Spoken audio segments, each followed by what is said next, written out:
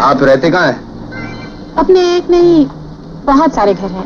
बोरिवली, कांदिवली, चांदिवली, लालबाग, भिंडी बाजार और भी कई घर हैं। অনেক সিনেমা প্রেমী হয়তো জানেন না যে মনমোহন দেশাইয়ের all time blockbuster movie Amar Akbar অ্যান্থনিতে Shabana Azmi বা তার অভিনীত চরিত্রটা প্রথমে ফিল্মে ছিলই না।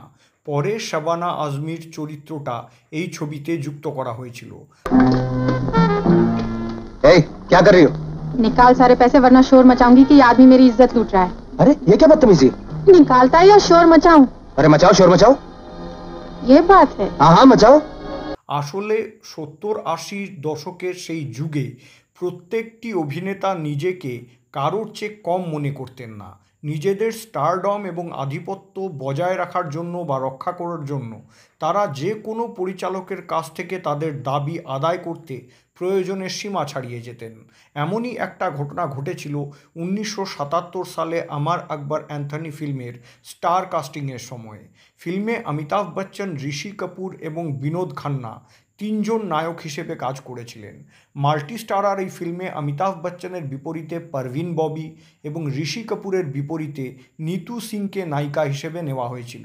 অন্যদিকে পরিচালক মনমোহন দেশাই মনে করেছিলেন যে ছবিতে বিনোদ খান্না অভিনীত অমর চরিত্রটি একটু সিরিয়াস ধরনের, তাই তার সাথে কোনো নায়িকা জুড়ে দিলে চরিত্রটা ভালো লাগবে না এবং বিনোদ খান্নাকে কাস্ট করা হয়েছিল তার সেই সময়ের পর্দায় সিরিয়াস ম্যানারিজমের জন্যেই। आइए बैठिए। Thank you. কিন্তু যখন এই খবর বিনোদ খান্নার কানে এসে পৌঁছায় যে ফিল্মে তার বিপরীতে কোনো নায়িকাই নেই, তখন তিনি অত্যন্ত ক্ষুব্ধ হন এবং রেগে গিয়ে শটান পরিচালক মনমোহন দেশাইয়ের কাছে হাজির হয়ে নিজের বিপরীতে একটি নায়িকা রাখার দাবি করতে শুরু করেন।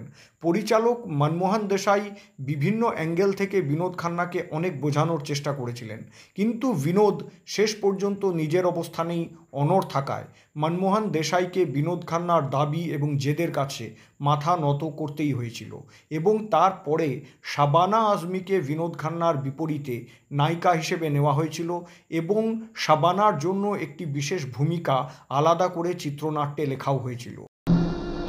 बहुत डरते हैं आप। जी हाँ। मैं आपको ऐसी जगह ले जाऊंगी जहाँ पुलिस नहीं आएगी।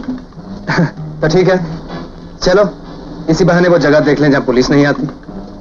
প্রসঙ্গত উল্লেখযোগ্য যে 70-এর দশকের মাঝামাঝি এবং 80-র দশকের শুরুর দিকে বিনোদ খান্না এবং শাবানা আজমি একটি হিট জুটি ছিল। এই জুটি সেই সময়ে দর্শকদের অনেক মনোরঞ্জক ফিল্ম উপহার দিয়েছিল।